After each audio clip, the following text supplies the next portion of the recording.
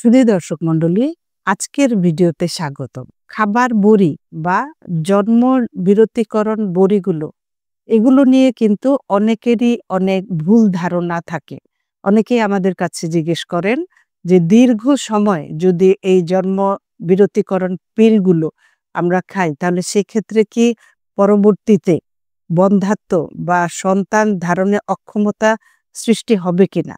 তো সেক্ষেত্রে আমি বলবো, বাজারে যেই জন্ম নিয়ন্ত্রণ বড়িগুলো আছে এগুলো একদম স্বল্প মাত্রার পিল। একজন ক্লায়েন্ট যতদিন এই বড়িগুলো খাবেন ততদিনই এর কার্যকারিতা থাকে। যখনই আপনি বন্ধ করবেন 2 বা 3 মাসের মধ্যে কিন্তু আপনার গর্ভধারণের যে সক্ষমতা সেটা ফিরে আসে।